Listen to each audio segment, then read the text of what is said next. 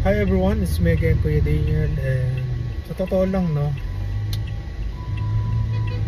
yung diploma maganda yan, yung diskarte maganda rin yan. Pero syempre, yung diskarte natin, lagyan natin ng diploma para mas magandang tignan. Hindi lang dahil sa diploma o certificate na natatanggap mo, kundi yung mga natutunan mo sa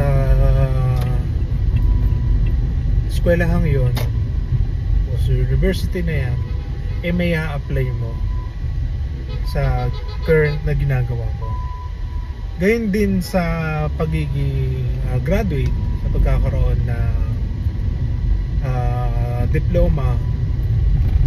Kung gusto mong umangat sa buhay, kailangan mo ng diskarte. So ano yung diskarte na yun?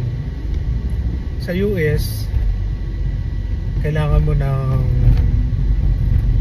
2 to 3 na trabaho para makasurvive.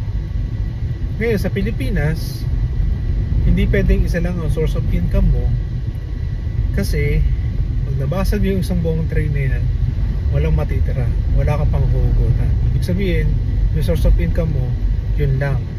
Unlike kapag kumuha ka pa ng isa pang sideline lang naman, na pwede kang pang kumita ng maliit na ganito, 200, 300 per day, that's big enough.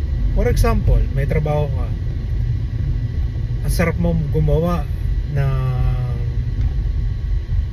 what do you call this, leche plan, o araw-araw o linggo, every Saturday magbenta ka, makabenta ka ng mga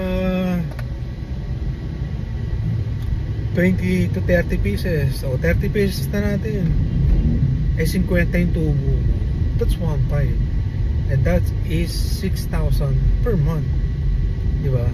Hindi mo mapupulot yung ganung amount.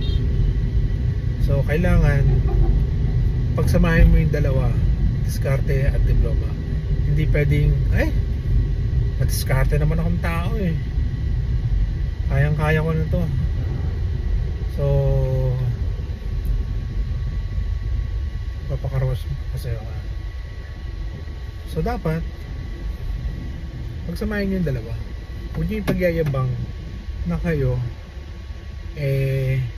diskarte lang ginawa nyo sa buhay. Wag na wag, kasi hindi yan sinabi ng mga naging bilyonaryo. Okay? Okay everyone, dito na yung nakahigab. Okay everyone,